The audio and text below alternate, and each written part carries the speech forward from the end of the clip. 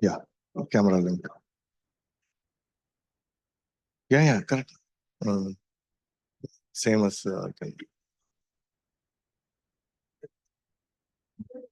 welcome back. So we're gonna resume. Who are in the Zoom? Can you hear me? Yes, we can hear you. Thank you very much. And Thank you. if you can help, yesterday we were logged out exactly at 5 o'clock. We couldn't log in. So if Jothi ji can cover that last few minutes, 3-5 minutes, just if you can summarize, will be helpful, please. Okay, so but we have a recording as well. So we'll share. We'll because we have a lot of things to cover today as well. So we'll see. Thank you. Very great. Thank you. Sure.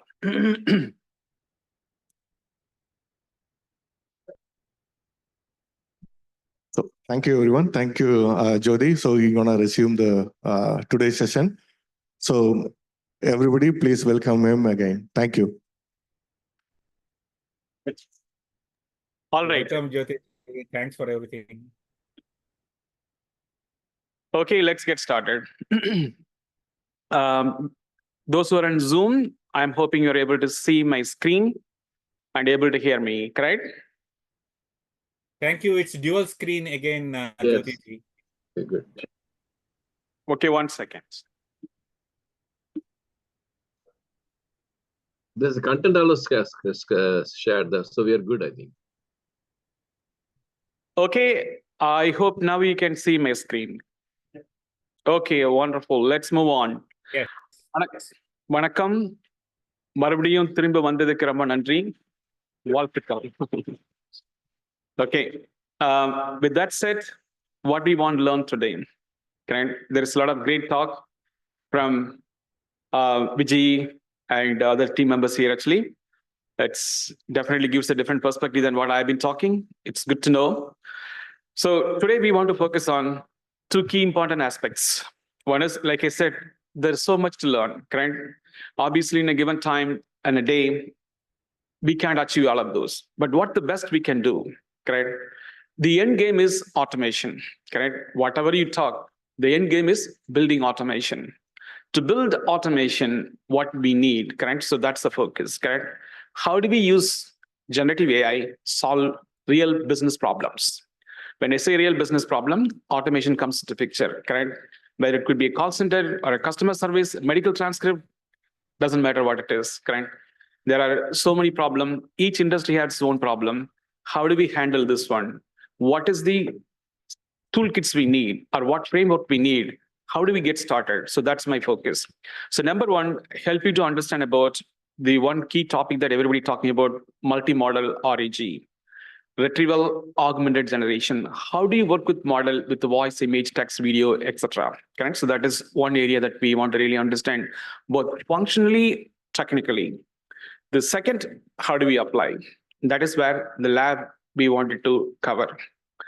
So those who have not checked your email or those who have not done anything on this, I just wanted to bring this to you. Yesterday, there was an email sent out to you. Okay. If you don't have it, you can go back and check your email. So this is my team and myself personally spent time for this Tamil community to pull this lab together. So this is built on all these technologies, right? It is built on all these technologies. It uses Google Cloud, OpenAI, and Cloud SQL, and other technologies like Python, Streamlit, LangChain, etc. It also has its own knowledge base. On the right-hand side, you can see the knowledge base of text, voice, image. So we have given all the instruction along with our OpenAI key. You don't need any paid subscription. We are paying for you. Okay? We have given the two things. One is a key to connect to OpenAI. That is one. Second, another key to connect to call the agent. We talked about in the morning, Assistant API. So we have given both of those. So if you can follow this document, you will understand step by step everything. This is actually a project we worked for. Okay, I didn't use the name, but it's actually a project we worked on for a client. So that we have given you, correct?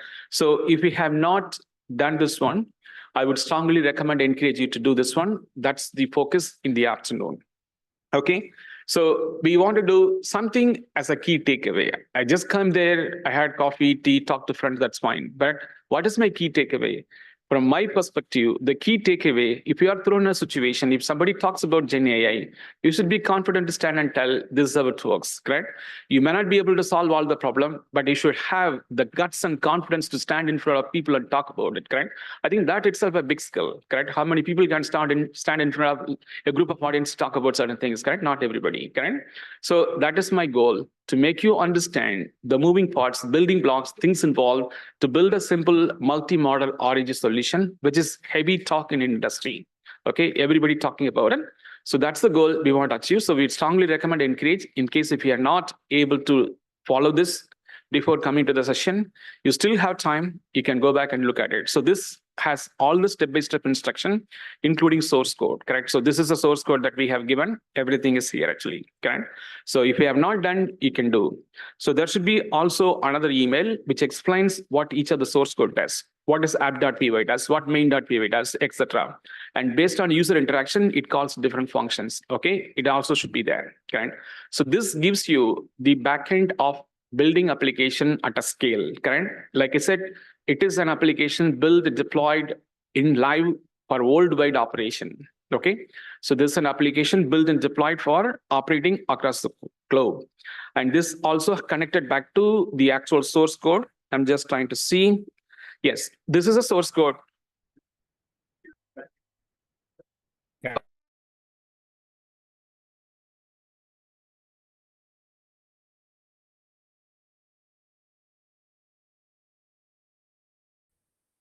No voice and picture, please. And actually, we have some technical limitations. My Zoom is kicked out. I'm not on Zoom anymore.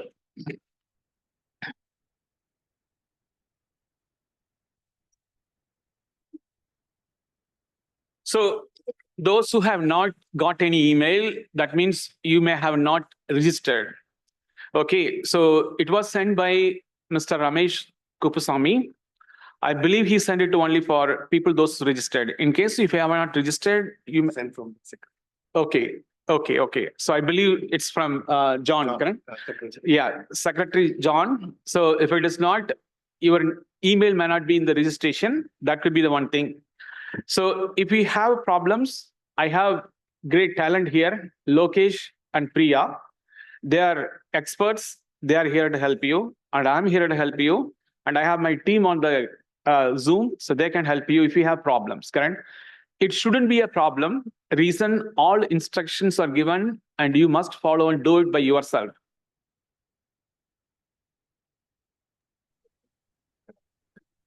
Can anyone confirm that whether we're able to see my presentation? Yes, we can see, Sir, Jothi. Thank you. And we can hear you clearly now. Last few minutes, no. Okay. All right. So that's fine. No problem. We didn't miss anything. Okay, just a second.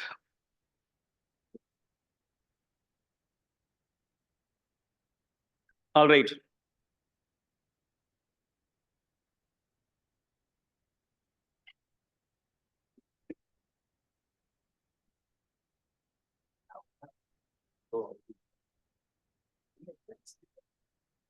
How about now? Can you see me now? My screen?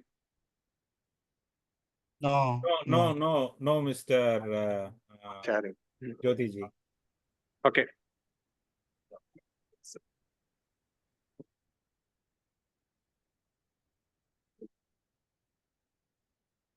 Cancel. Share.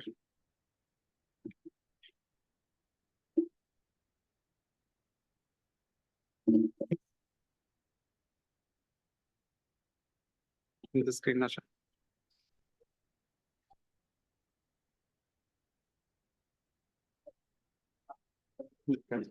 Okay.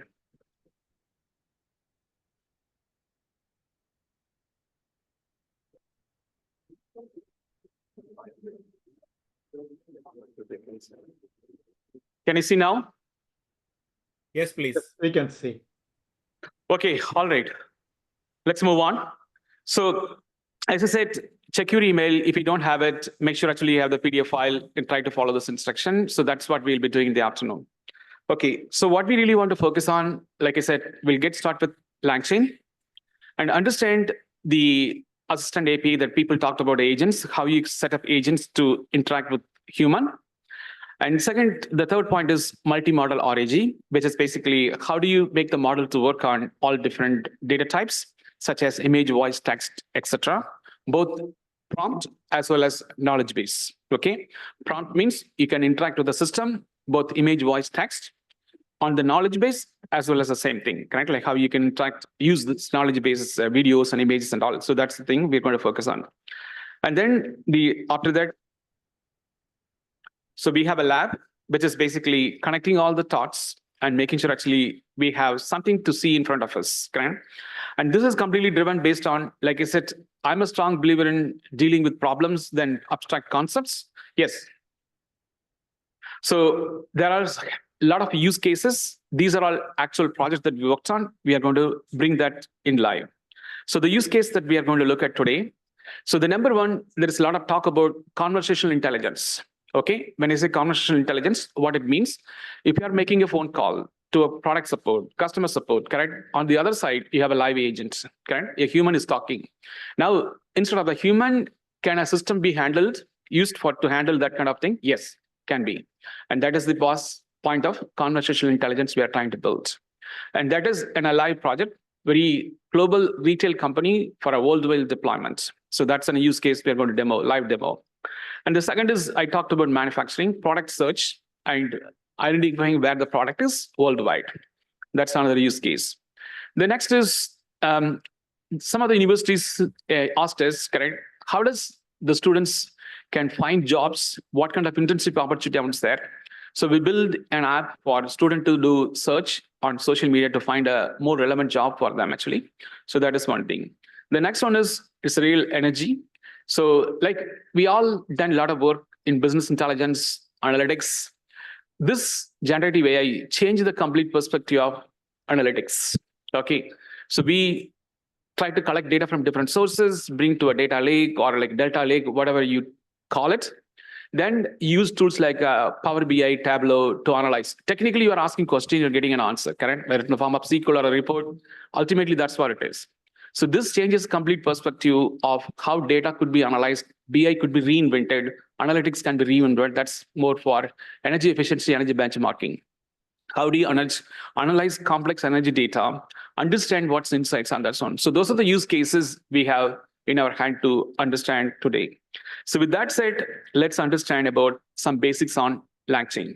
Okay, as I told you, it's an application framework. Like you have studied about .NET, you have studied about J2EE, Java to Enterprise Edition. These are all framework on how we build applications, correct?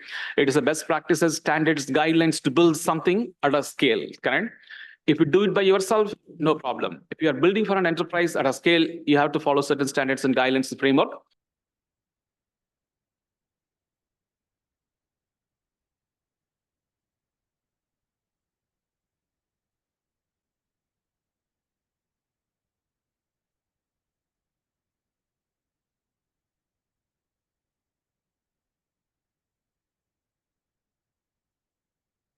No audio, please.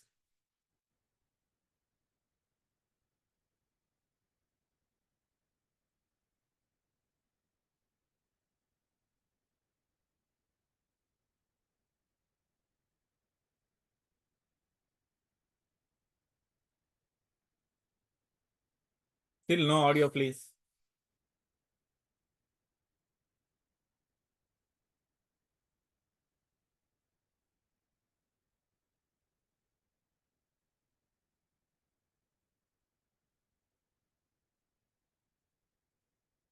No audio, please. Team, could you kindly help? Jothi ji is muted. Yeah, I think SF Bay Area Download Room is like offline, like so it's an issue. Can you hear us now? Will the recording have all the content? I hope it has. No, recording also No. intermittently is going off and on. I don't think so. So recording, if it is Zoom based, then what we hear is what is getting recorded. Yeah, So- Oh, Because no. so maybe it's so they have to create somebody a co-host, and then they should, start the recording, because the host is recording. Every time the host Hello, disconnects, can you guys automatically hear us the now? Kindly please do not switch the host. The host will disconnect all the settings, and No, this no. will create problems, please. The issue is internet is unstable here and it is going on and off. So nobody is touching it. No. Don't. You are switching the host. If you switch the host, all the settings will change. Do not switch. Have one laptop for a host. Okay, yeah, we'll take care. Yeah, it's clear now, right? Yeah, it is clearly audible and visible. And it's Oh. again, it's a dual screen, not single No, screen. we are not able to hear Jothi, right? Yeah, Jyothi's mic was muted off and on. I'm not Even now we speaking. cannot hear what's happening. Hold on. I'm not speaking at the moment. Can you hear me now? Yes, sir. Yeah. Yes, Yes, sir. sir. Very much. Thank you. Okay, all right. I apologize, but that is the state we are in. That's fine. Okay, so the name says LangChain. So language. No screen, please. No screen. Yeah, thank you. Everything is back. Okay, all right. So LangChain, basically the name tells it's a language, and chain is a connector. It connects all of those actually. Okay, all right. So now let's look at more deeper into this one. Correct. So when I say more deeper into this one, what we are trying to do, when you typically build an application, correct? I'm talking about building large language model application or a generative AI based application. So you have different sources of information, knowledge base. Okay, that is the most important thing. What's here at the bottom. Then you have the LLM, which is basically, it could be an OpenAI, it could be Google, or it could be Llama, whatever the LLM that we are using. So when people say ChatGPT, behind the scene, there's a model. That model is what we call large language model, correct? In the world of ChatGPT, it has used the GPT model. So that is one of the LLM that we are talking about. So on top of the data source or knowledge base, you have large language model. And then you have application workflow, correct? So when I say application workflow, if you are dealing with the call center, if you are dealing with other things like human resource function, supply chain function, finance function, so these are all application workflow. That's something that is going to interact. And then on top of it, user. So how do you connect all these dots, correct? You have behind the scene, there's knowledge base, then large language model, then the application, workflow, user. We need a connecting mechanism, and that is what LangChain does, correct? You see on the right-hand side, not only what you have in your enterprise, you could also connect to external sources, such as, let's say I'm trying to verify customer phone number and address. That is not in your system. I want to connect to an external agency who could verify whether the customer is authenticated, correct? I can do that. Or during my process, I want to do, like, for example, yesterday, Ajay was talking about the special license plate. That means when you place an order for a license plate on your name, so they want to ensure that language what you provided doesn't have anything such as toxic, insult, hate, threat, profanity. So for that, even the workflow, they go outside and do a Google search. Okay, so that means that is not in your control. You're doing an external search and bringing back that into your process, correct? So how do you connect an external system into these processes? All these things will come in reality through LangChain. Okay, so LangChain will let you connect all these things. So this is an example that I'm putting forward here. It is an actual application built, deployed on cloud in a scale. Okay, it is built and deployed on a cloud for a scale where people are using approximately on a per day, correct? It deals with financial transaction. That means you could place an order, the order get processed. For that, they're using. So this is an application intake process. In the application intake process, what it does, I'm talking about generative artificial intelligence, large language model. It will take your intake application and verifies few things and tells the first level of application has been approved or denied. Let's say you are missing information. Your name is not there, that is not there, this is not there. It is going to take all those processes and then make a decision upfront so that you won't be able to proceed further. It will stop you there, correct? Let's say it is going to check your eligibility. If you are not eligible, it will stop you there. It is going to check for your background processes. That means you have any criminal records, things like that. And it is going to do all of those things. You see on the top web interface, that's where the user will come and enter the data. provide their application. Once that is done, actually, so then it goes to web application. The web application is basically an application where the user can type their information, first name, last name, social security, etc. There's like hundreds of fields there. Actually, it's going to collect. So the web interface, basically an interface, it's interact with the user. It's built on like technology like .NET Java that actually connected to the other application layer, which is basically an application built on .NET framework. It takes that one. Then once it's done, actually through API gateway, okay, API gateway is basically at the time I collected all the information from the customer. I want to send this to the model, correct? Now I'm ready to interact with the model. You want to make sure the authentication is performed. So you have multiple channels, 5G, 4G. 4G is stable. You should have the Zoom and the kind of speaker on 4G, and rest everybody in the auditorium using computer should be on 5G. So that 4G is dedicated, so that is not interrupted. And the only problem will be with the other people using on 5G. 5G is not still stable. Or they can use the phone, not using the Wi-Fi. No, phone will be again difficult to bring in. Using the signal from the AT&T or Verizon, whatever the provider that. So they bought extra dongles. Excuse me, audience, can you hold on to your question and discussion for the later? Let Jothi complete his. We have the question. Sorry, we lost audio, so that's why we were talking. So we just got the audio back. Okay. We were not able to listen to Jothi. All right, continue. Okay, all right. Sorry. That's fine. Thank you. So when the user goes to the web interface, the user asks to, based on what type of application that you're applying for, it is going to ask you, give me all the information. That includes demographic information, certain function of what they're applying for. It could be in a welfare program, it could be some benefit program. So it's going to collect the first level of information. So that is what you see in the first two boxes, correct? You see web interface, web application, it collects this one. Then this web application also connect to the mainframe. What is connection to the mainframe? Let's say I'm looking for, if the applicant is already there, it will pre-populate some of the information. You don't have to do this one. Like I said, there are different programs, correct? So you are in program 1. Now I am applying for program 2. If you're already known to the system, we don't need to collect all this information. It connects to the mainframe. It pulls all the information that is already given by the customer. So that is what happened in the first 3 boxes. Like in this green box you see here.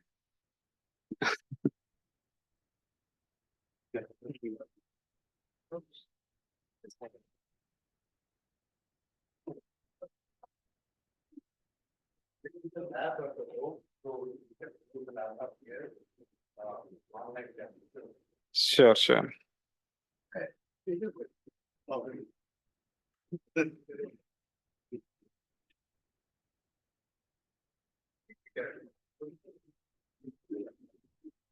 Yeah.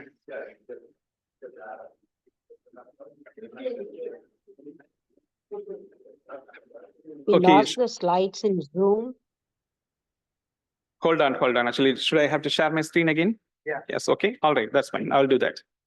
Okay. All right. I think we are back to business. Again, we apologize for all this inconvenience. That's fine.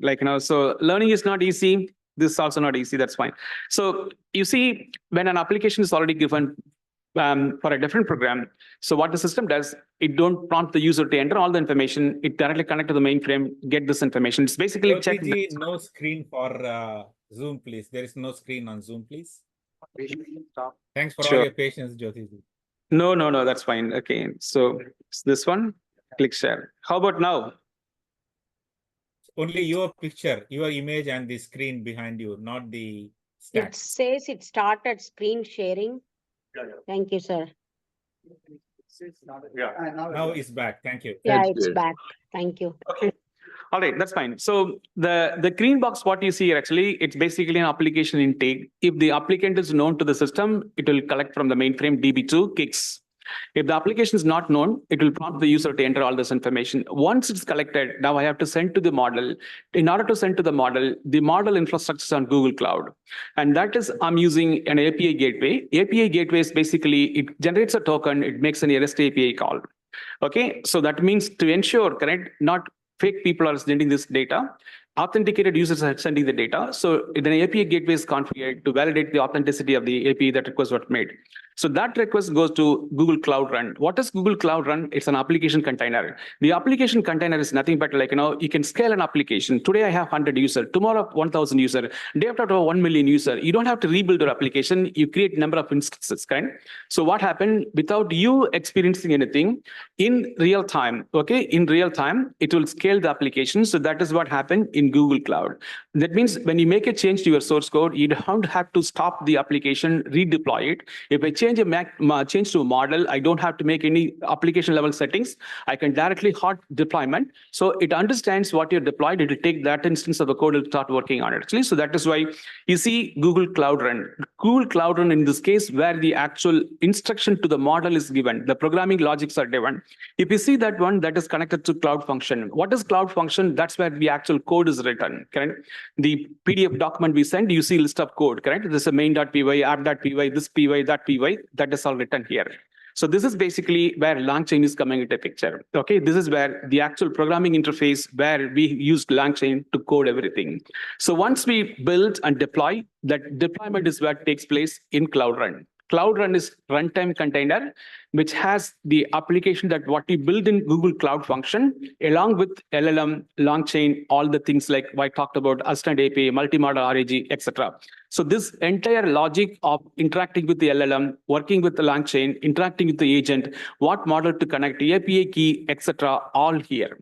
This is where it is. Okay, so now how do we feed knowledge base to the model? What is the source of information for the model? That is coming from two places. Okay, one is Google BigQuery. BigQuery has all the table related to this particular application, correct? Is this application something that have to follow certain procedure, policy, guidelines, etc., correct? Because it's a public entity, government entity, correct? Like, so they wanted to ensure policy guidelines are populated. So the policy guidelines which is needed for the model, for the RAG, retrieval augmented generation, it is in BigQuery. Okay, it is in BigQuery. So that is where whenever you provide an information, that information has to follow certain policy guideline rules. That is here. Okay, it is called knowledge base. So you see at the bottom it says like BigQuery data. So it's a knowledge base, correct? So then we also have a Reddish. What does Reddish does? It reads everything from BigQuery, retain in a memory, because when you want to process everything, you don't want to go at disk level reading and all. We want to keep everything in memory. It's a terabytes of data sitting in a memory, which is reads from BigQuery and retains everything in memory. That means when the model looks for, actually, it looks only from the memory, it doesn't go into the physical disk or searching anything on that kind, actually, correct? So this is basically for you to understand what is the source or knowledge base for the model to generate any response that you wanted, actually, correct? So now with this, all the things, I'm making an API call. So we also use Google's vector database. I didn't mention this here actually, like, so it's actually built in here, okay? So once I have everything, now I'm ready to interact with the model. That is basically, it goes to OpenAI. Okay, so OpenAI is basically where we talked about ChatGPT. So it is not ChatGPT, we are using a GPT model. So that is where it is actually, correct? So now I have everything what came from user collected. Second, it sent it to a gateway. That gateway contacting the runtime application, which is Google Cloud Run. And Cloud Run also has in-memory data, which is knowledge base for the model to learn and understand for RAG to pass on, along with the vector database, correct? So now the model got user prompt. When there is user prompt, the information what is user provided, as well as any knowledge base that's needed, actually, such as policy guidelines and etc. So now the model generates conversational response. Keep in mind, it is called conversational response. It is not you're sending a query, you're retrieving back the data. So it has to analyze all, generate a response, more of a human readable. That is why it's called conversational response. That is what it does actually. So it internally connects to OpenAI. So sorry, I forgot to tell this one. So this particular client don't have a direct contract with the OpenAI. That means they're not allowed to go and buy anything, because I told you it's a federal agency, it's a government entity. They're not have a direct contract with this particular company, OpenAI. So they have to procure this through Microsoft. How do you procure? Microsoft provides a service called OpenAI services, correct? So then we brought Azure into picture, correct? So Microsoft Azure came into picture. That's because the client doesn't have, yes. The client doesn't have direct way to go and subscribe anything from OpenAI, correct? So now I have to find a way to connect to OpenAI. So we brought Microsoft Azure OpenAI services. So through OpenAI services, we contact GPT, correct? So which is OpenAI. So that is the one an LLM generates the response, sends back, correct? This is reality, okay? If you truly want to build LLM application, correct? Beyond all the concepts, beyond anything, everything you do, you must have to have a guts to deal all this technology, correct? You must know how these are all working. Without this, practically impossible. Okay, this is not going to ChatGPT interface asking question. We are building an application, much complex application than which we never seen in industry at this level, correct? So the technology in scope, IBM mainframe, one thing that I talked about, Google Cloud, another thing I talked about, Microsoft Azure, OpenAI, correct? Custom web application, there are applications built. These applications, how it's going to be connect and communicate, this is where LangChain comes into picture. LangChain let you connect all these moving parts and create a conversation at a state where a user can interact with the model, correct? I hope you understand why we need LangChain. Trust me, if you go out and read LangChain, you have no idea what they're talking, correct? It is all absolutely theory, what I think, what you think, what he thinks, that's not how it is, correct? So truly, if you want to work in an LLM-based large applications, you need a LangChain. In this case, LangChain let me to connect the end-to-end process. It builds the pipeline, okay? It builds the pipeline, yes. I will take the question. I've been already instructed to take the question towards the end. So let me continue the flow, okay? So this is to make you understand the role of LangChain, why we need LangChain actually, correct? So if you're building an application for an enterprise, whether it's a large scale, small scale, whatever the scale it is going to be, if you have a different function, processes, systems, if you want to connect, integrate, to create a user, to build conversational state with an LLM, you need a pipeline. That pipeline is what LangChain does. All right, let's move on. So now, what is that comes with the LangChain, correct? Like, so as I told you, like, so who's responsible for connecting all these dots, correct? You have a user, you have a prompt, you have workflow, you have an API gateway, LLM, data source, internal system, external system. So who's going to connect all these things, which I already told you, that's the role of LangChain, okay? The role of LangChain, actually. So if you understand this, it's simpler. So this is what I call pipeline. So when I say pipeline, the communication between the user and the model, correct? It's seamless, okay? It's real time. It is real time. And second, what it is, your state of conversation has to be maintained. Why? Whatever you gave in, let's say the conversation goes for 1 hour, correct? Whatever you talked in the minute 1, could be referenced in minute 59. You need to maintain the state of the conversation. LangChain does this one, okay? So that is the concept of pipeline. In the pipeline, whatever goes in, it maintains the state, correct? You can go back and reference this one, okay? I said, okay, the model denies and comes back, tells in application intake, particular page, page number 4, you have given this number, it is wrong, correct? So that happens when you submit the application. To fill the application, it takes about 15 minutes, correct? So whatever you filled minute 1 could be referenced later. How do you maintain the state? So that is what I'm calling maintaining the state of a conversation, building a pipeline where LangChain comes into picture. All right. So now let's understand what are the core building blocks. How do we build this one? What is involved in LangChain? Okay, so this is really important. These are all architectural components. Okay, these component plays a very vital role.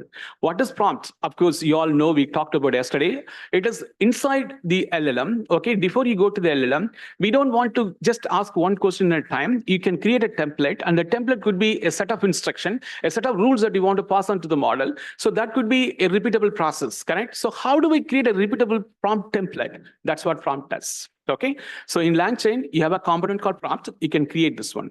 I talked about maintaining the state of the conversation. That's what memory does. So memory internally maintains the state of the conversation, however time that you want to talk, correct? If you're talking for 1 hour, it will still have the conversational state, correct? So typically, if you look at your application that you build as Java application, .NET application, you call session management. The session management is nothing but it maintains the state of the session, retain the session until, let's say you go into a shopping cart, correct? You go to Walmart website or any other website, you are trying to buy a product, but you have not made a decision. You put things in the market basket or in the shopping cart, you continue to shop. So that means until you do checkout, the state of the conversation, the state of the transactions, orders is maintained. That's what the memory does.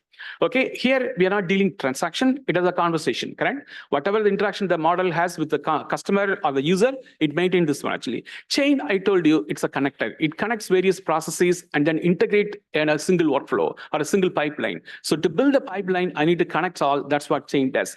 Agent external calls, correct? Let's say in our processes, we have to connect to backend SQL database and connect to external websites, correct? Because the policy guidelines are not in a one source, correct? It's spread across multiple sites. And then customer information, demographic information, we have to connect to DB2, correct? So how do we do all those things? We need an agent. That's what agent does actually. So callback, it's like a function call. If you want to call back, like say, look at like when I say function call, I want to reference how the model is performing in terms of like, where it starts, where it ends. And I just wanted to understand the internal flow of these things. That's what callback does.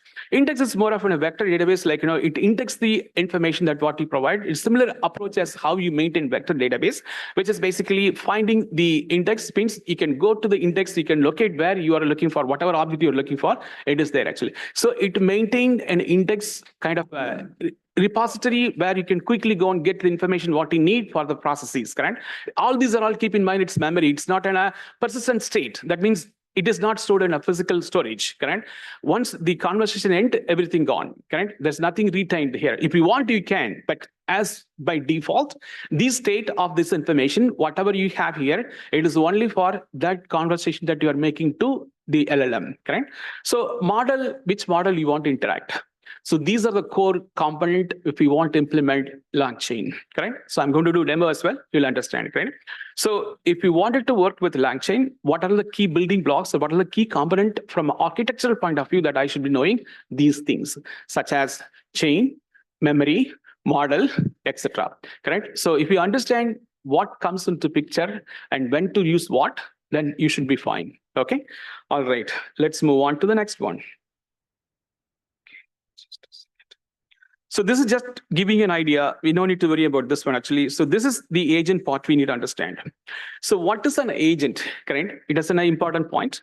Like Vijay talked in the morning, it is an evolving space. Okay. So when I say evolving space, if you are familiar with things like microservices, correct? What is microservices or service-oriented architecture, correct? If we studied those things, it's similar concept, correct? So what it does actually, there are independent services out there, correct? How do I connect those services? I need an agent, correct? Agent is basically taking customer to the external system, act like a mediator, intermediate layer, correct? So it connect customer to an external system or external processes, external data sources. Let's say I want to connect to a backend SQL database. How do I connect? I need an agent. I need to call a function which is running in mainframe IBM CIC's kicks, correct? How do I call this particular transaction? Or I want to connect to SAP, correct? I want to connect to SAP, run a transaction code RSA1. How can I do? Agent does, correct? Or I want to connect to Oracle Financial. How can I do? Agent does. I want to connect to Salesforce. How can I do? Agent does. So agent let you connect any external system and be part of the process, correct? So whatever you want to do, so that all done by this one. You see, there are different type of agent actually. So these are all things like tool calling. It's a function call. If you want to work with OpenAI, they have an agent type called OpenAI, and they have OpenAI like functions. We can call functions through OpenAI. That means the model itself let you build agents and call this one actually. Then if an agent doesn't know a bit anything about languages, if the agent is using XML, there is a XML based agent this could be used actually. Then if you have a structured chart like this, there are different types available. So agent is not just one flat structure where we can take and go and work it. Based on what we are trying to perform, there could be different agent that you can use. I'm just giving some examples for you to understand. When we say agent, what it means, I want to connect to external systems or external data, external processes. How can I? This is how you do through agent. Okay, there are different types. Based on what you need, you can pick and choose what you need. Okay, I would request you to study more, but this is just to make you understand what this agent means. The next is chain, correct? So I already talked about actually, like, so I don't want to run an independent processes, independent functions, correct? How do I connect and build this pipeline? That's what chain does. There are different type of chains available, which we are going to look at it actually, correct? So getting to know this really important before you start building application. Now I talked about something that very basic chain. So when I say basic chain, it is a function call. Okay. So what a function call does, okay, we all in some form done coding in our life, correct? So when you call a function, the function takes an input as an argument.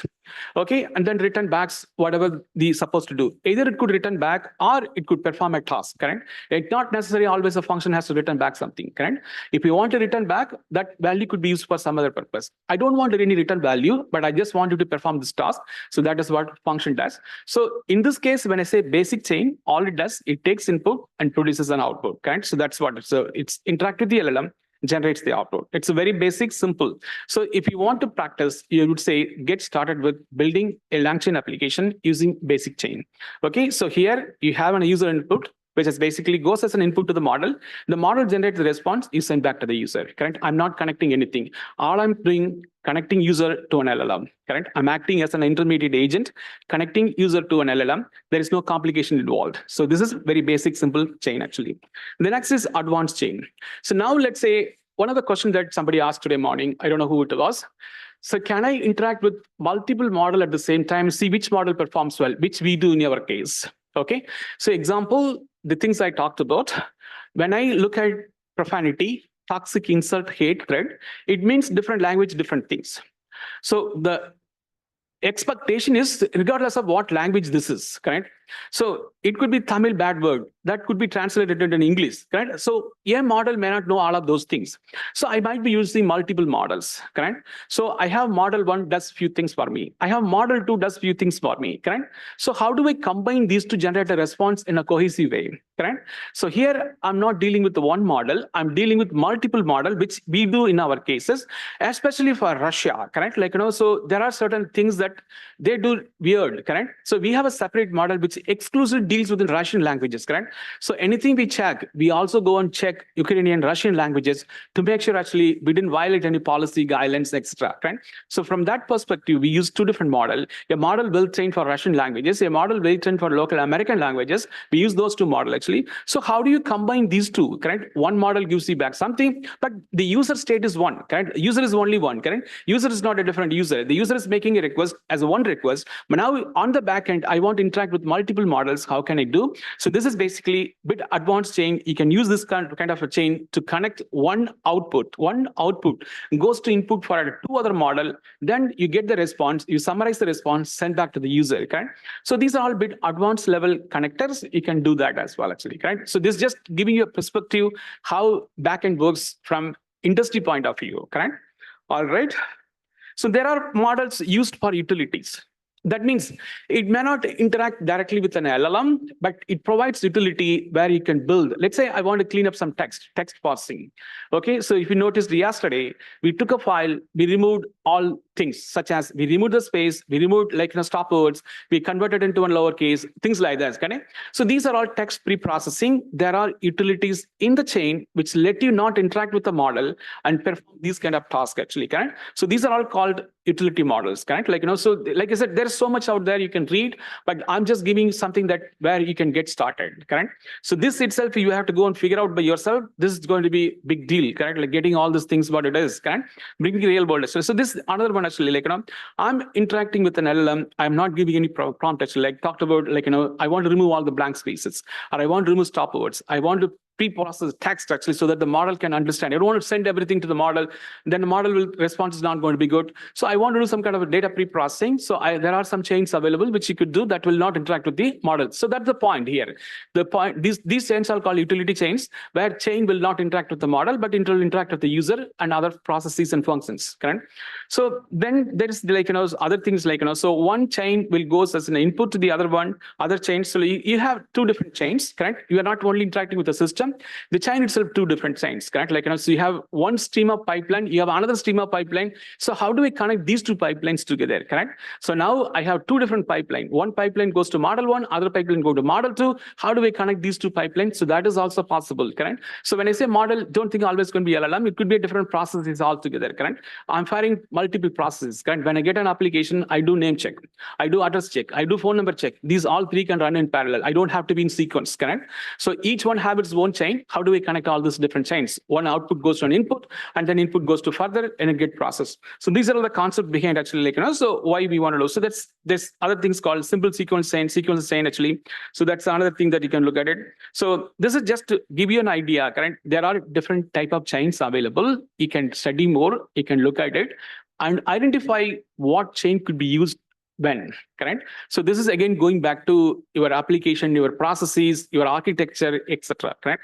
So not always going to be one chain or it's going to be a set of chain. It is driven based on what you're trying to accomplish, correct? So based on that, you can pick and choose different type of chains, and there are different type of chains available.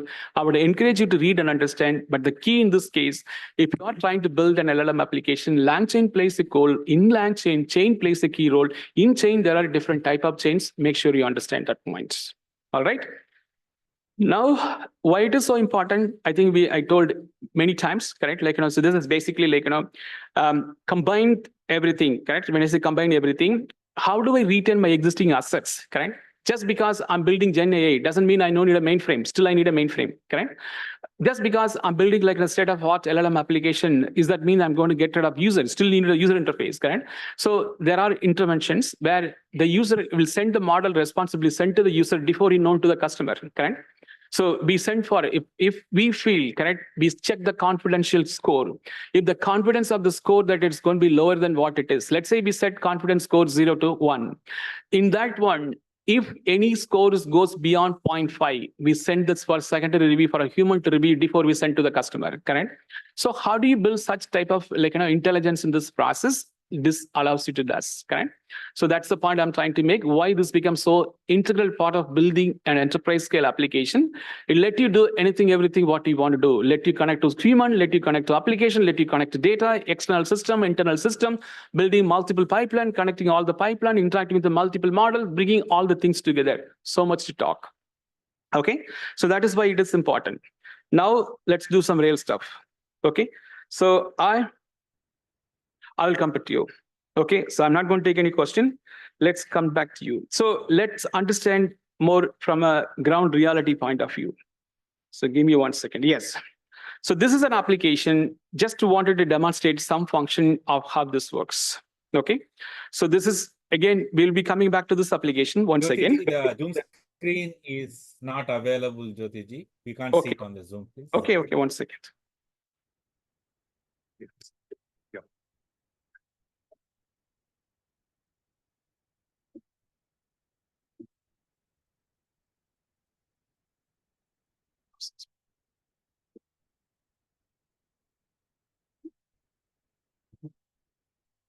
How about now? Can you see now? Yes, we can see. Thank you. All right. So we will be coming back to this one. Okay, 1 second. I'm just loading the application to make sure everything's right.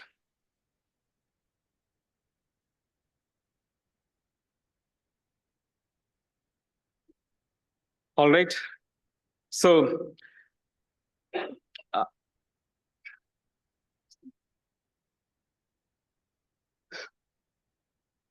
okay, the internet speed is slowing down a little bit.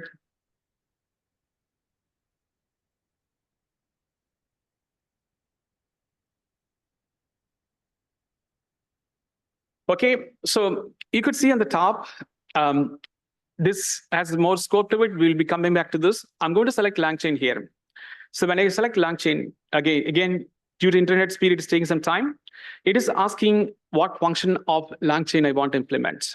I just put for a demo purpose, memory chain callback. Okay, so let's start with the chain that is most important.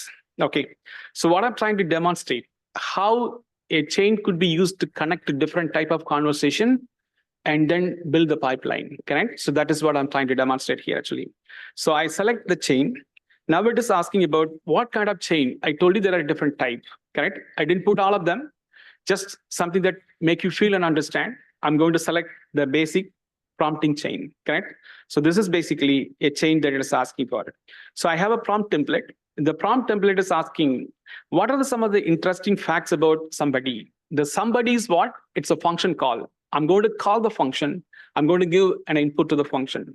So that will be taken through chain and then call this function. Okay, internally this is a function. Okay, you see the prompt template and it says the name. The name is a variable that I'm going to pass to the function.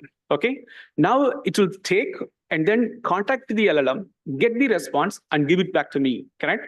It interacts with the user, get the input from the user, and then call the function by passing this one, and it get that function through LLM and send the response back.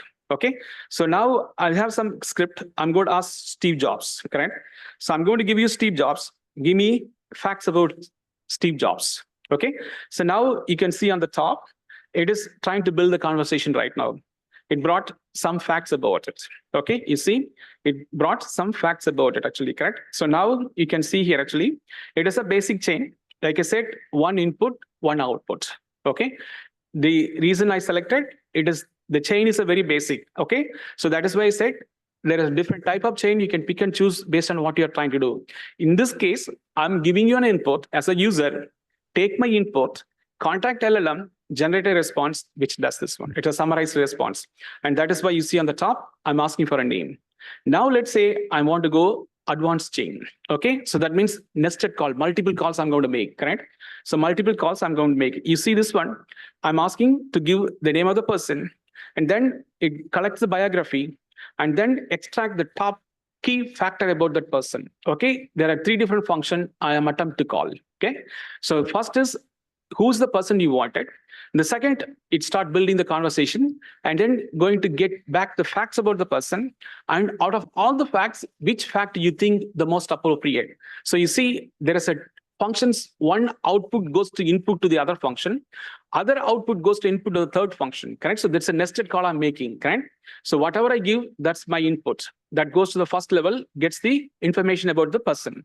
That is sent to the next level, collect the factors about this person, the key accomplishments. So whatever this person done, collect this one. Out of the key accomplishment, give me the top one, correct? So that is basically what it is asking for. So I'm going to give the same thing, Steve Jobs. So this time, keep in mind, my input goes to output my input goes to model as an input, and that goes to another model as an output. That goes to again another model as an output. It builds the entire chain actually. So now I'm calling this. It's running this one. You will get to see. Okay, I'm going to generate this one. So now what it is going to do, it's going to give the facts about the person, and it's going to tell. So this is the biography, which I asked for. Okay, so person and biography and then achievement. You see this one, this is basically achievement. And this is the top ranked achievement, correct? So I'm making nested calls. Okay, I'm making nested calls. So my input in this case, Steve Jobs. So that is goes to provide a biography about this person. That is the first chain. The second chain in this case, based on the person, okay, so the persons provide the biography, I get this one. Then the achievement, correct? So I want the top achievement. So I got biography, then the achievements. Out of all, which is the top one? It's also this one, correct? So in this case, the point what we are trying to make, we are making a nested call to call multiple functions in a chain. So that means the input goes to output of one function, that output goes to input to another function. It just keep going like that. Okay, so this is to demonstrate how you can use chain to connect different procedures, functions, system, data sources, so on. So sky is the limit. Okay, so traditionally, like I said, it is nothing but if you already done industry technology work, it's similar concept as service-owned architecture, microservices, things how you have done. Same concept, slightly different approach. In microservices or service-owned architecture, we don't deal with models. Here we are dealing with the model. The second, it is a conversational state. That means it interacts, continue to interact with a human. Human is always in the case, right? In the loop. So that is the point to understand. All right, so we understand how chain works in this case. Now let's look at the other one is memory.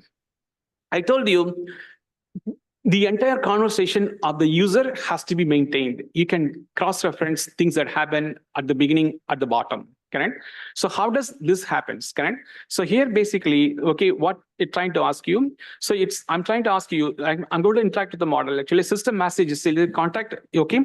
Are you helpful assistant? Actually, I'm going to ask the prompt. I'm going to ask the prompt actually. So I need some information about Steve Jobs. So that is my first question. I'm asking the model, give me some information about the Steve Jobs. So the model is going to generate some response. That is my first prompt. That will be in the memory. Okay, that will be in the memory. You see, that is in the memory. So I'm going to ask the second question. What did you do for Apple? Okay, so this is my second question. So keep in mind, if you noticed, how do you say in this case, the context is maintained? Can anyone tell? By looking at my question, what did he do for Apple? Correct? So there is a context managed between my previous prompt and this prompt. What is that? I didn't mention his name. Okay, I just told he. It knows who's this he means. He means you or me or no. In this case, it maintains the state of the conversation. It understands it is Steve Jobs, correct? So that is what the context of state. Okay, the context of state means you don't have to explicitly tell who this person is. So based on your prior conversation, it knows who that person is. I'm asking, what did he do? He, in this case, it is in the memory. It goes back and checks. It is Steve's Jobs. And this is what called conversational intelligence. Please understand, correct?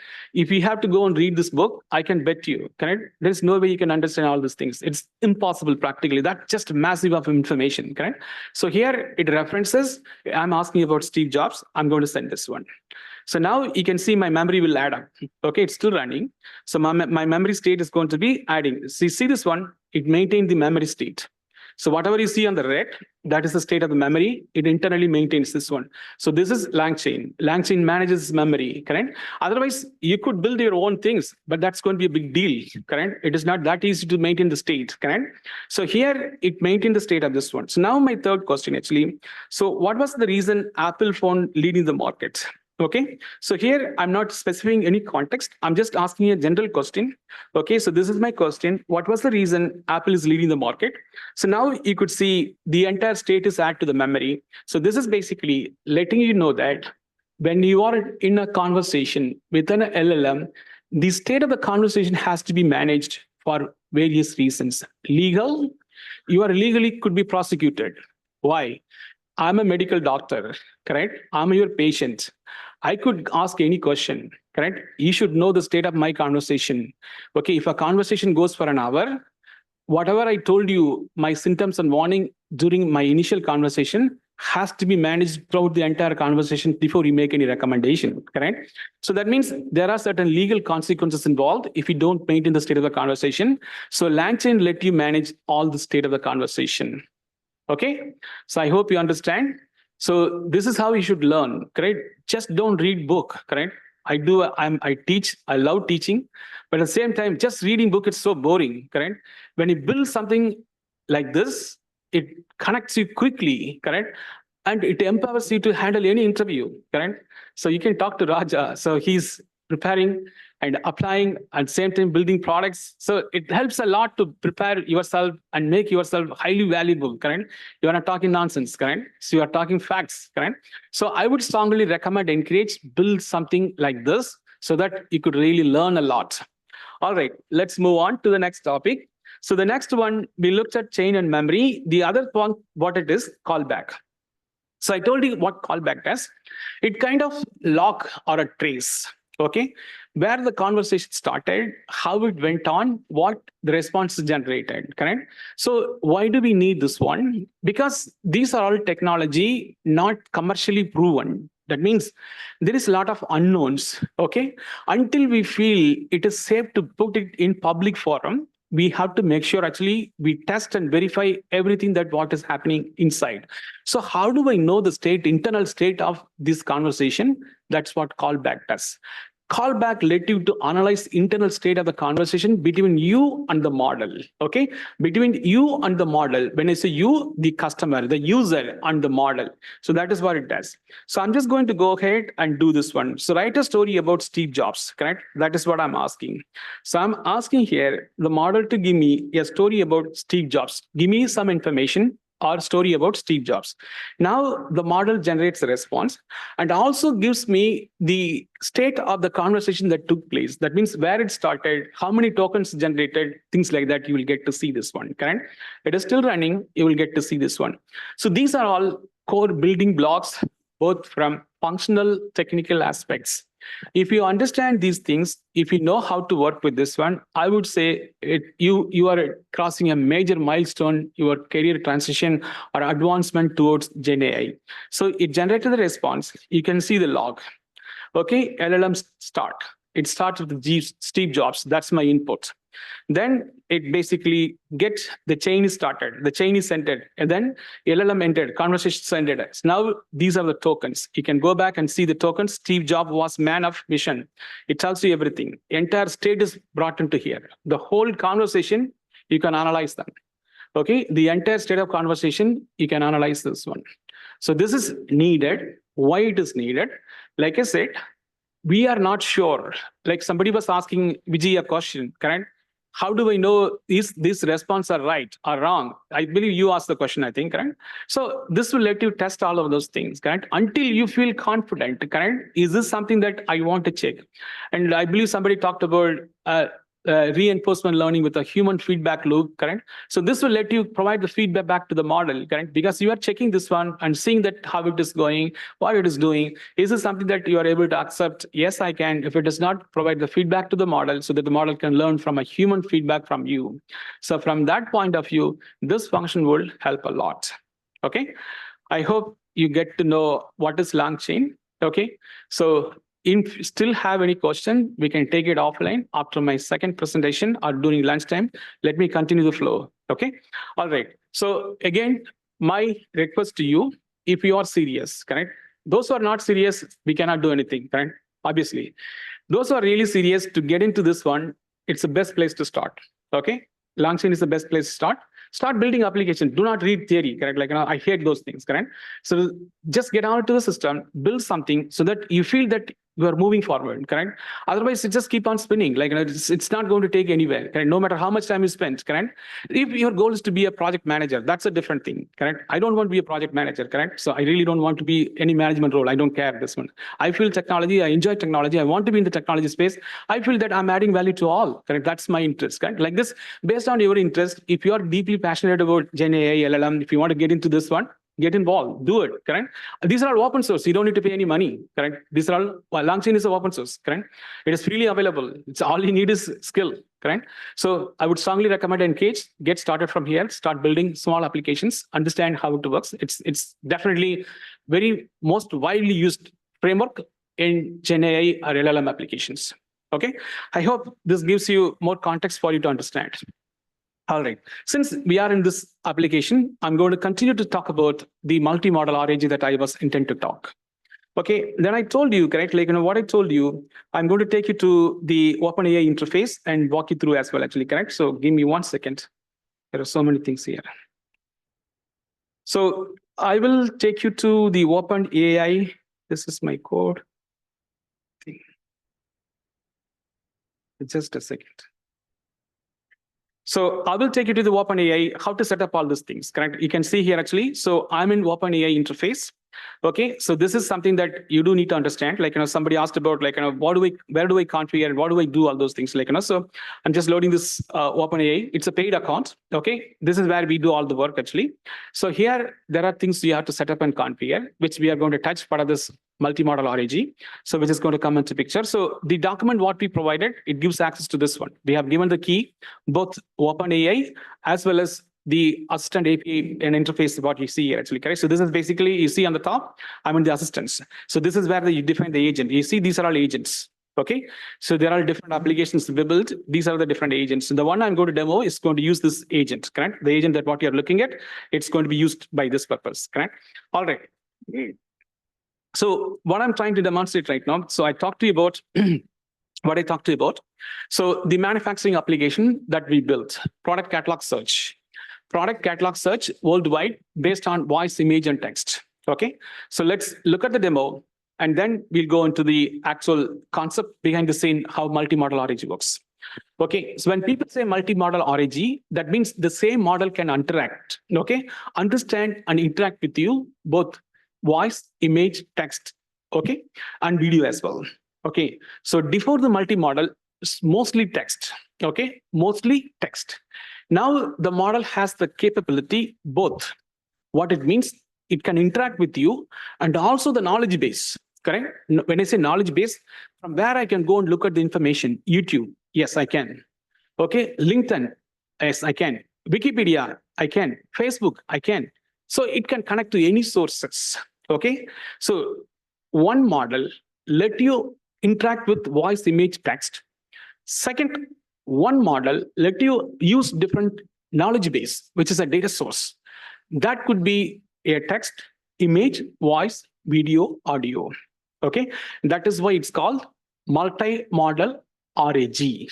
Okay, the concept of RAG I will explain, but I'm trying to tell when we say multi-model, what exactly it means, why the term multi-model came into picture. Single model let you to build conversation, voice, image, text, and also use the knowledge-based voice, image, text, and video. Okay, that is why it is. All this possible. At the end of the day, ultimately, these all become vector representation. Okay, it all transformed into a floating numerical value. That is why it's all possible, correct? So it is slightly different approach than what we have seen in our world of Oracle, Microsoft SQL Server, and all. All right. So I'm trying to demonstrate this particular manufacturing company wanted to use multi-model RAG to search product catalog worldwide. Okay. If a product is not available in one country, how quickly I can get it? I'm a field technician. I don't have a way to send an email. I don't have a way to contact anybody and then get informations. I want to use my voice. I want to speak to the system can understand. Or I'm going to take a picture, I'm going to upload the picture, let the product search from the picture itself. Or I'm going to record a video and upload this video, let this model deal these things, correct? So those are the things behind the scene why we want to use multi-model RAG. You are a field worker. Let's say you are working for a company which is basically a power and utility company. They manage energy across the world. So that company, what they want to do, provide an option for field technician when they need a parts and spares, right? I need these parts. Okay, how quickly I can get it from my closest place? They don't have to log into a system and do any search, this and that, and place an order and all, correct? They need a way to connect to a system, correct? And then perform search based on all these things. That is the idea behind what the work was done for this client.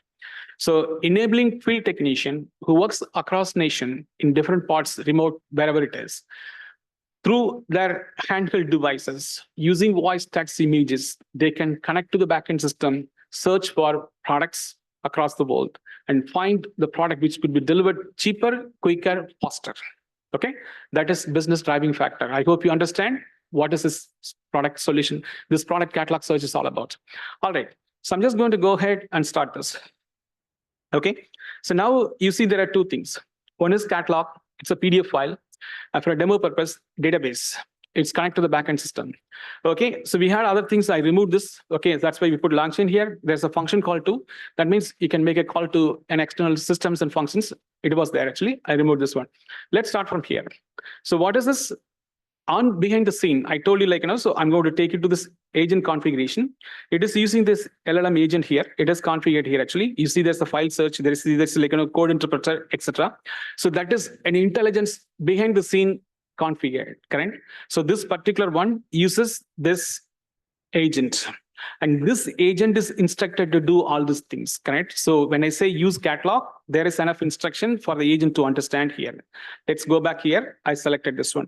What kind of input that I want to use? These are all done by demo purpose. In a live, you don't need to specify anything. If you speak, it understands. If you upload, it will understand, correct? There is no, you select the input type, this and that. I'm doing this for demo purpose, correct? In a live system, it is based on whatever input comes, it will take this. I'm just taking for text, for it, just start with. So here, I'm going to interact with the model, it text actually, correct? So this is my first question. I'm going to ask this one actually. So it is very specific to the company's product and services. So I'm going to ask this one, correct? So I'm going to ask this one actually. So this particular product, correct? So give me the details. I'm just asking this one. In this case, what the model is doing, it is using the catalog that is given, correct? Catalog could be 1 page, 100 page, or it could be website. Who knows? It could be anything. All can be informed to the model. I can tell the model, hey, catalog could be coming from this website. Catalog could be this PDF file. Catalog could be this, that. Correct? I can tell all of those. So based on that, okay, hold on. So that is because the internet speed, it's not able to communicate, it's giving that message. So this provides, based on what I'm asking for, it provides the details about this particular product, correct? So this is what they wanted actually. So it is, I'm interacting with the backend model. Here also we are using LangChain, correct? In this case, we are interacting on the coding. You will get to see the PDF file we sent out. You can see there is a file for LangChain as well. You can get to see. So in this case, also using this one, it gives a citation where it found. The citation is nothing but the source of reference from where it found this information. Okay. All right. So the next question is going to be, okay, so what are the other similar products of this type? Okay. So I may not be interested in this particular product, or I might be interested in similar product which could be cheaper than this, correct? So I want to find similar product in this category and give me those similar products, correct? So keep in mind, the reason why we say conversational state, look at the response, how it generates. It is not a SQL query. When you run a SQL query, it gives you back, correct? So here, it builds the state of the conversation. It tells you, correct? Again, so these message what you're getting, it is not an error in the application because the internet speed, it's not able to render the page and get everything done actually. So this tells you, here are some dissimilar product that is available. It lists the product that is here, right? So it compares the product, what I'm asking for with the other product in the knowledge base catalog and generates a response. So this is why it's called conversational state. It is not a query where you run a query, you get a response out of this one. It actually informs you, correct, in a way that you can understand. Query will never all these things, correct? It doesn't tell size, all these things will not. I think Zoom is disconnected.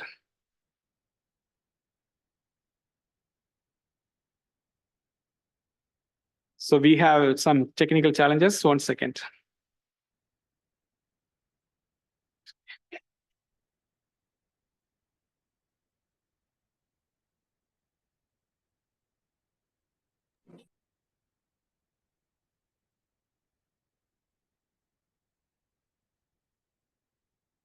Yeah. All right. Yes. Can you share this image?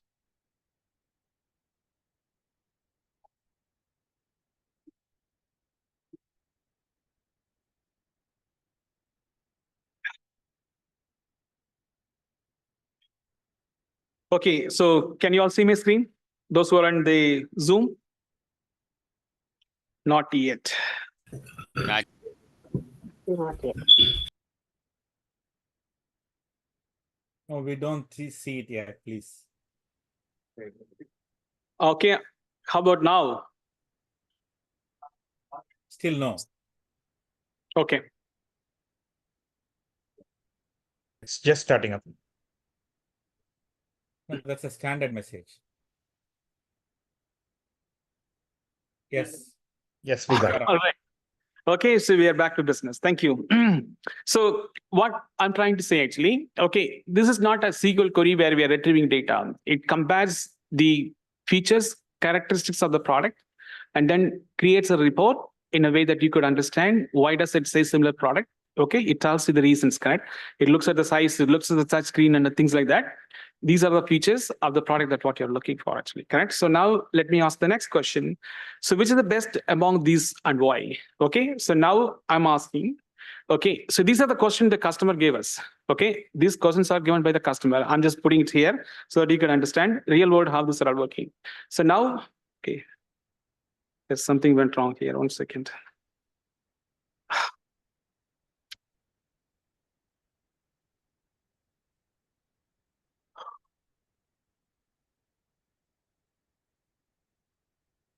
Yes.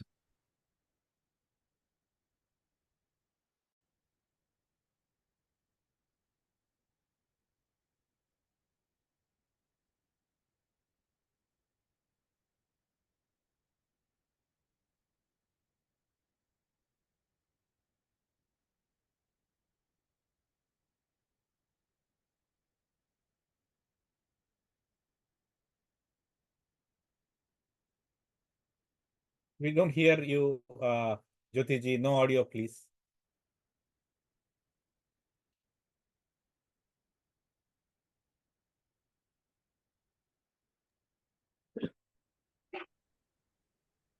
Yeah. Can you hear? No audio, please.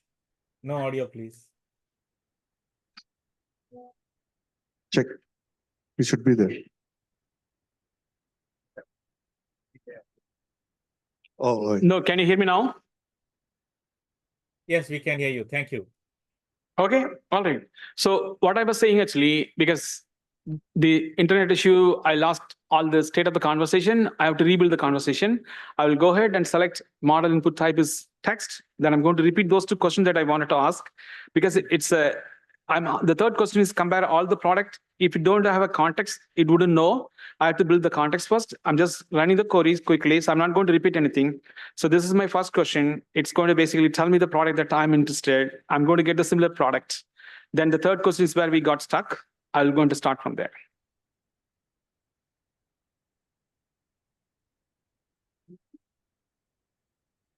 All right, I'm done with my first question. Second question, get the similar products. And the third question, tell me out of this, which is the best and why. And this is what context driven. Okay, when I say context, I'm not telling come back this product, come back that product, correct? It knows the state of a conversation. When I ask the question, it tells what product that I'm going to. So I have all these different products. I'm asking, correct? What I'm asking, and why? Okay, so I'm going to interact with the model. This is going to come back and tell me this is the best product, and this is what you should buy. Okay, out of all the product that you see, this is the best product. You can add as many instructions as you needed, but this is just to make you understand how this particular company using searching product catalog on the field technician when they have some problems, correct? I'm looking for a particular product. There could be similar product, but I need the one that going to meets my criteria. So whatever specification you want to provide, you can, good, correct? So this is purely text-based, okay? So now let's move on to the next one. I think still this is working on.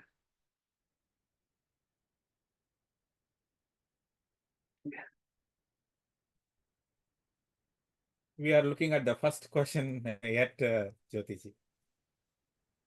Oh, sorry. Okay. Yeah. There's Okay. a lot of lag. Okay, that's fine. I'm just going to type the question actually. This is a question I'm going to ask actually. So the model is still running. It's going to come back and tell, correct, like, out of all the product, which product that you think it's going to be best. Again, this is where you can build any intelligence you wanted, such as if you want to explain why you are saying this one, if you want more documented approach, if you want to document why did I use this product, in some cases, yes, you have to, it will tell. It's still running, then it's come back and tell why it's recommending this product and the reason being, like, in case if you want to document this, you can actually. Hopefully it comes back.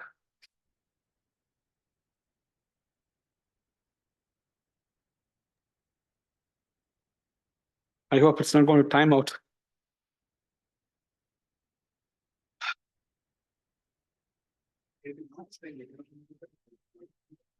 Say it again.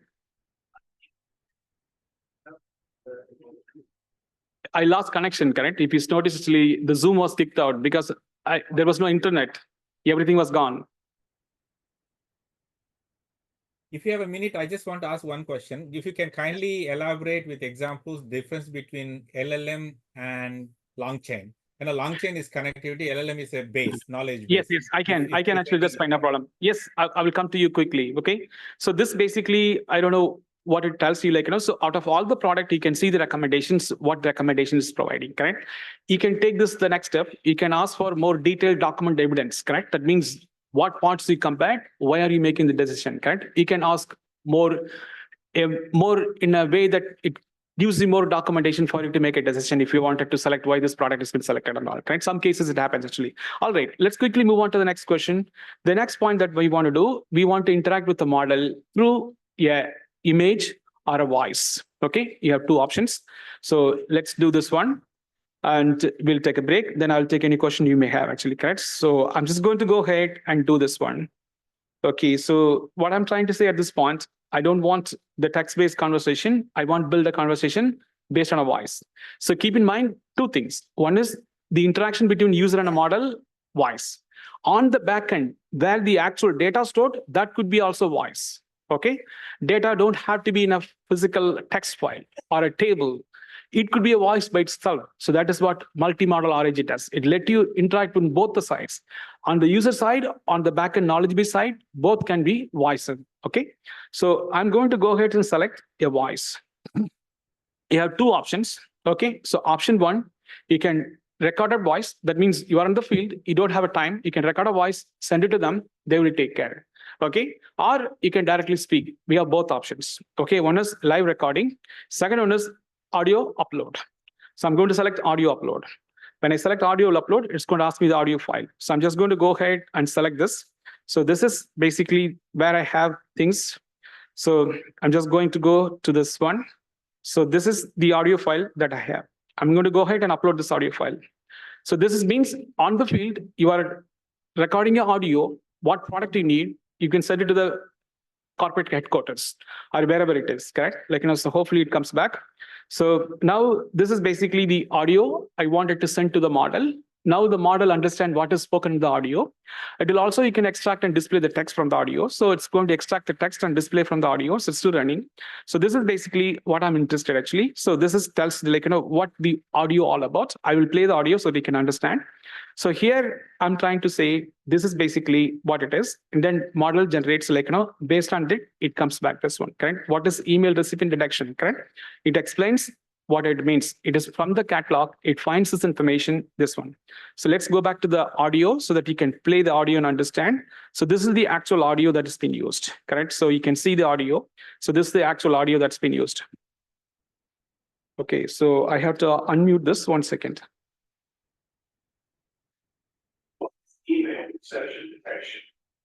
Okay, this is the actual audio that's been used. Okay, so let me go back. So now if you wanted to live record something, correct? So let's say if you wanted to give an audio, which is something that you wanted to use, you can specify this one. Let's say in this case, specification of wall mount signal tower for LAN, correct? So I'm going to try to speak and see if you can understand this one. So I'm going back to the demo. Okay, so this is a recorded voice. Okay, so now I want to record this voice on a live, correct? So this is basically specification of wall mount signal tower for LAN. Okay, so I will go ahead and select this option. So what option? Audio, and then I'm going to select live record. When I do live record, it will let you record this one actually. Okay, so if I don't speak well, if I don't provide enough information, it will not find this one, correct? So let's say I'm going to say, so this is the record I want to say, specification of wall mount signal tower for LAN. Specification of wall mount tower signal for LAN. Hopefully it records. It's just a second. Specification for wall mount signal tower for LAN.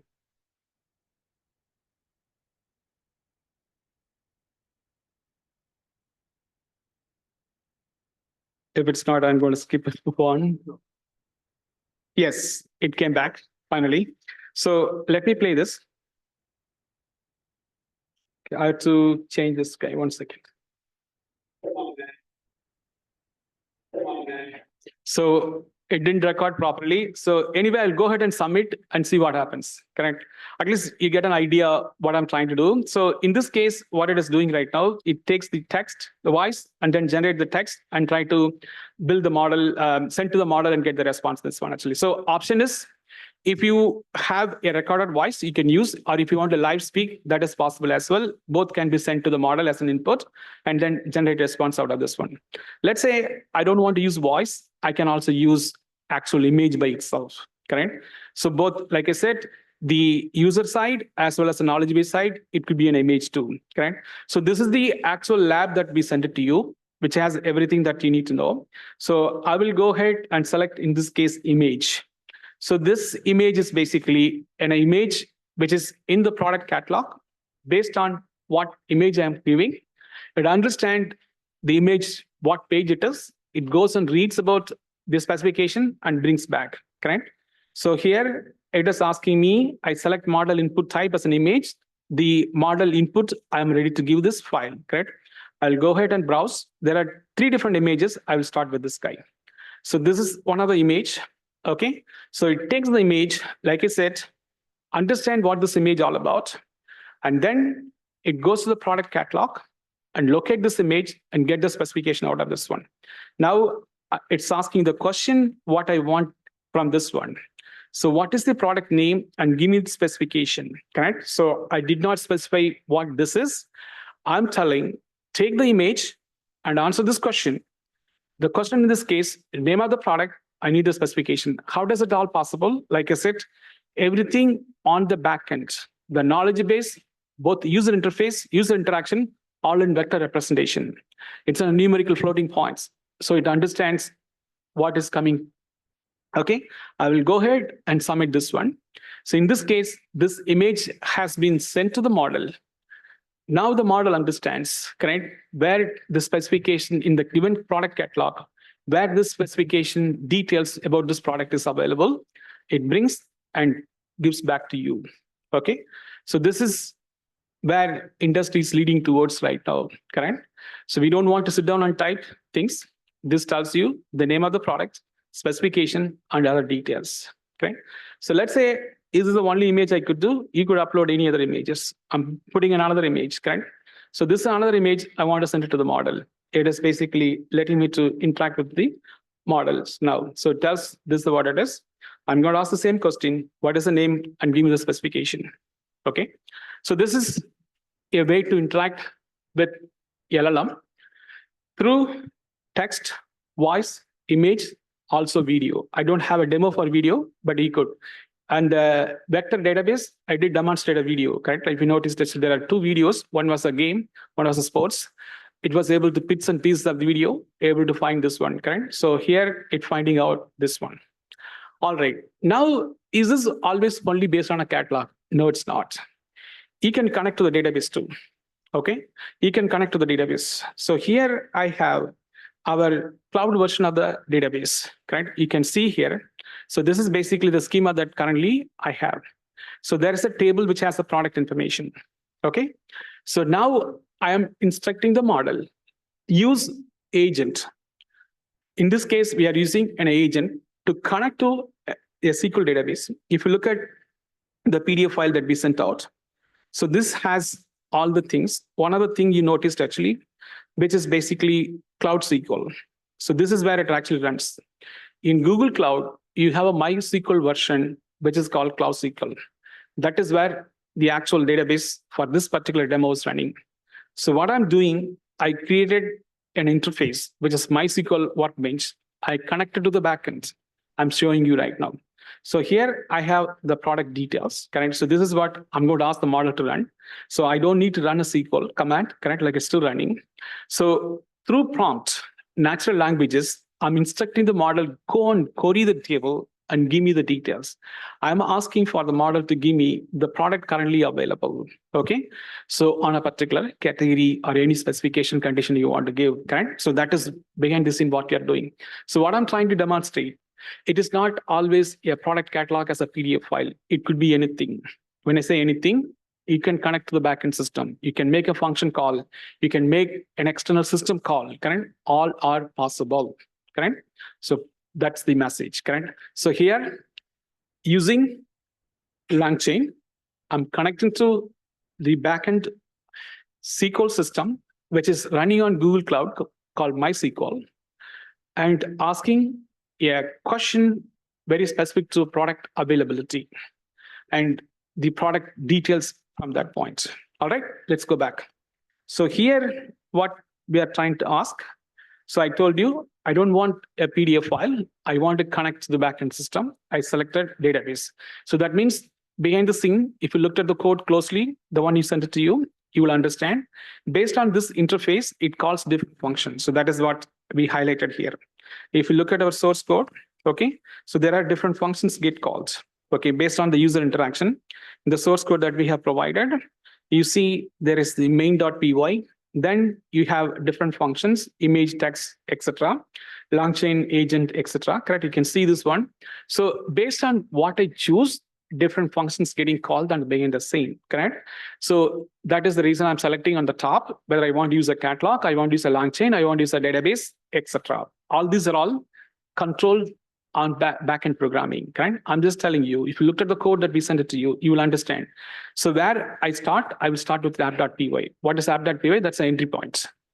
That's where I'm entering into. When I do refresh, the control comes here. The front end, what you look at, that's an application. That's the app.py.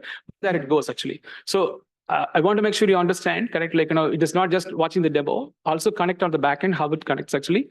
And I'm just letting you to go back to the PDF we sent out and connect with that so you can understand. So going back to the demo, okay, so what we are trying to do, we are trying to say the system, use this as a knowledge base. That means you don't have to go and search in the PDF catalog, go to the database and connect and do this one. The connection instruction, it's already given in the code, correct? it reads from an environment variable, correct? Whatever it connects, it is all known to the system. So you don't have to establish anything here, actually. That is already done. It reads from an environment variable to understand where to connect, what's the user ID, password, so and so. It's done daily, correct?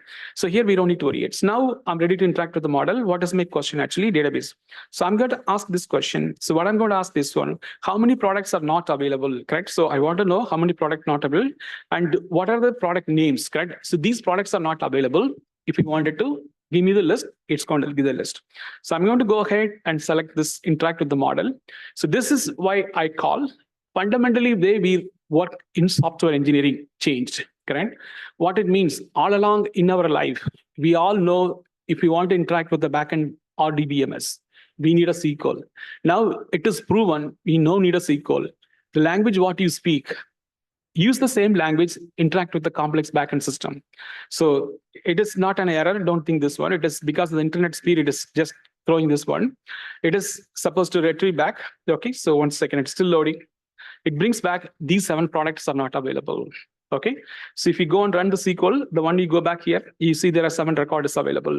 And I'm using group cat. That means the product name is grouped here. You can see this one. These are the product names, correct? So if you go back here, those results will match, correct? So these are the product that's not available. So through prompt, using LangChain agent, we're connecting to the backend SQL system, which is running in a Google Cloud, retrieve the data and understands, correct? So all along we studied, correct? Data normalization, data dictionary, source and target mapping, correct? These are all traditional ETL way of doing things. So that is why I said it's a change in how we do things in software engineering, fundamental change, correct? So this is how the world is leading, okay? So the second question that I want to ask the model, so here I'm saying, what is the IP rating of these products? If you noticed here, it is a conversational state. I'm not giving explicit name of the product, these products. So that means the system understands the context on which I'm talking about these products. So I'm asking for these 7 products. That is the conversational state, and that is the context for the previous question. Okay, so I'm not giving specific name of this product. I'm just telling that for these 7 products, I would like to understand the IP, correct? So go ahead and interact. So now if you see here, it's going to come back and tell the IPs. Okay, so this is basically connecting to the backend system, retrieve the data, and bringing back tells you this one. Now, if I go back to MySQL interface and run the query, so this is my second query. So when I run this one, this is going to give you back, correct? So these are the 7 IPs that you could see here. Actually, you see this IP rating. Okay, so 4, 5, etc. So that is what you could see here. Actually, correct? It tells you this one, correct? So you could use different sources as knowledge base to interact with the system, correct? So the point, 2 key things. One is the role of LangChain in this process, correct? LangChain is connects all the things what is happening around this one, point 1. Point 2, think traditional way of how we are doing, correct? And how it is changing now, correct? So that is another way to look at it, correct? So here, I don't need to memorize any SQL, select star from EMP where department number equal to 100. That is how we started our career, correct? So now it's completely changed. I don't need to write about select star from EMP where department equal to 100. I can say, give me all the employees in department 100. It gives you, correct? So there is a change in how we do things and what we do in things. So I would encourage you to explore, learn more, correct? Go further into the space, correct? So these are all pointers for you to get started. Where do I start? That itself a big question, correct? So if we have to go and search and do all these things, it is impossible, correct? Where do we start, correct? There's so much out there, correct? So understand all the different things what we did today, correct? Build a simple, small, LangChain application where you can use a PDF and backend database to connect and retrieve this one, correct? Plus, the code is there. What we provided, it is already there, okay? It is up to your own interest, your time and commitment. So that will make you very highly skilled professional or whatever level you want to go, it will do actually, correct? So this kind of brings an end on 2 things. One is to understand about LangChain. The second that I talked about, the demo part of RAG, multi-model RAG, which is basically one of the things that we are going to talk about it actually, correct? So let me see how much time we have. So we have about, I believe, another 10 minutes. So let me quickly bring one more topic, then we will stop there. Okay, so what I want to talk about actually the assistant API. Okay, so how does these are all working? As I explained to you, so we have given you the code for both connecting to our OpenAI. So it is a paid account. It is not a free account, correct? So I already told Tamil Mantram that we are giving a subscription. You could perform anything, correct? Literally anything, whatever you want to perform, you can perform. It is not a free account where it has a limitation. It has a full scale. Whatever you want to do, you can do, correct? So it was given for a learning purpose. So on behind the scene, how does all these are working? So if you see here, we have created different agents. Okay. So again, of course, for everything, there's a limit, correct? We can't say it's, yeah, no, that's up to Tamil Mantram to decide actually, because there's a cost involved, correct? Like, so right now we are observing those costs. Anything that you use, correct? If you're interacting with the model through our process, it's based on number of tokens, correct? As you know, 1 token is a 4 character, correct? So they charge based on number of tokens that is there actually. So, and there's a cost involved. I will check with them actually how long that is going to be. Based on that, you can decide actually. But based on the interest, so we'll see. Yes. Yeah. Yes. So for now, you could use actually, but just you can take it granted. You can use today. There's no question, and that's not a problem at all. Like, so, if needed, certainly we could talk to them and then figure this out as a strategy how to do it actually. So the point what I'm trying to make you understand actually, there is some backend configuration behind the programming too, correct? If you look at your code, in the code, I'm referencing this ID, correct? Like, this agent ID that is been referenced. Actually, if you go up, you see this ID. So this is basically the IDs inside your code. You can see them, correct? So we also giving a key to connect to the backend system, correct? That means programmatically you can connect, correct? And then you can see there are instructions given on the behind the scene, correct? So I'm telling this one, these are the instruction. Like people talk about tuning the model, optimizing the model and all. So this is the instruction given to the model, do this, do this, do this. Correct? So this is the place where you can give instructions. Correct? So this is beyond programming. There are backend setting that takes place where you could build applications using this one. So the point is we have an agent created. So this is an agent that I'm using. You can click this. These are a list of agents. You see on the top, create agent. You can create an agent. Agent, as I told you, it's a connector. It connects you to external systems such as a backend database or file or source, whatever you want to do. All can be done. When you create an agent, you get an ID. That ID should be referenced in your programming, correct? So go and connect from here. Got it.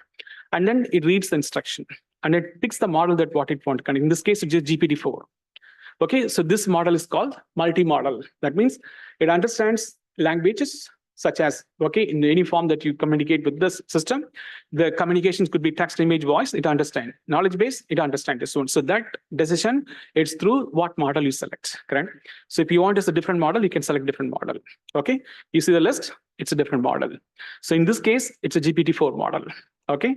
And then there are other knowledge base we are using. You see the vector database here? The PDF file that I was using, that PDF file is in the vector form here. The PDF file that I selected on the top, the catalog, product catalog, that is already stored here in vector representation. It is not in the file where we can go and read this one. It is in the form of vector representation. That instruction is there. And there are function calls we make actually. So that is basically, that's code interpreter. That means take the prompt and build the code and call the function, correct? That is also set up here actually. So these responses, whatever form you want, you can tell. So talked about temperature. Okay, so let me correct this one. Temperature does not control the response. What it does, when it generates the next word, next token, the randomness, correct? So I don't want to randomly generate something. Understand the context and generate. How do I instruct that? That is what temperature does. Okay, so there was a correction in the morning, correct? Like temperature like controls the response. Of course, it controls, but what exactly it does? So when the model predicts the next token means what the next word is going to be. Token is always a 4 character, correct? When it predicts this one, I don't want to randomly select something. Use the context and generate the response. So how do I communicate? That's through the temperature. Okay, so there are topics that I will cover in my other examples. Okay, so I have when I connect the multi-model origin, I'll connect this one. So these parameters, it is asking you to connect. In what form you want a response, in the JSON form, whatever format you want, you can tell. So this is basically, I'm trying to communicate what are the backend system behind the scene is been configured, which is not given in your source code. In the document what we provided, we took care of already, so that you don't have to set up this one, because you all communicated or funneled through this interface, which we cannot provide for everybody, correct? That's going to be a problem. So that is why we took care of all the backend configuration, so that you can focus on the front-end work, which is basically the instruction given in the PDF file. So this is to let you know, behind the scene in OpenAI, we configured an agent to handle all the things what you did. That agent, given enough instruction, also given a model to work with, also given knowledge base to work on. So everything needed for this one, it's given here. Okay, so that is how it understands what to do, where to do, based on the user interaction that is done. Okay, all right, I'm tired. We need to take a break. I hope you found the session to be very useful. So Very, very, very. Thank you, Jothi. So Thank you very much. Questions? Thank you, Jothi. Yeah. Can I ask a quick question? Yeah. Is that okay? So the OpenAI assistant or the agent, is that, I mean, I'm giving the instructions as well as the temperature and all these. Is this an example of fine tuning, or is this a RAG process, or it has not? It could come part of the fine tuning in the session afternoon. I'm going to cover that. Okay, thanks. No problem. Jothi, Hi, Jothi. when you said the SQL agent, when you created the flow, you gave a text input for the question instead of a connection to the SQL. So you're not connecting the SQL agent by giving that link, but you are only copying the SQL connection to the SQL done through LangChain. Actually, not here. I'm using LangChain to connect the SQL. Okay. My earlier question was if you could kindly help to understand a bit more on LangChain, which is a chain, and LLM, which is a knowledge base. I will answer the question. Let's bit on these two terms. Once we come back from the break, we can talk about it. No worries. Thank you. Jothi, when we are building RAG, we are collecting information from different sources, right? So typically in an organization, we'll be having role-based access or something like that. So, one business unit may not be access to some other thing kind of thing. So how to take care of that? Because we'll be collecting a lot of information and putting it in the vector database. And once it is there in the vector database, probably like everyone will have equal access, right? How to control that? Sure. So that is something that I can demo. Like there is a communication to the LLM in two aspects. One is as a guest, second as a registered user. So when you go as a registered user, it knows your profile. Okay, let's say I'm a manager, I should have access to all data. I'm a worker, I should have only access to limited set of data. How do I control? So that is controlled through agent configuration, whether you are interacting with the agent as a guest or a registered named user. I will demo that. Yeah, thank you everyone. So we have a 45 minutes break, so we'll resume by 1:45. Thank you. I just have one question. Is it okay to go?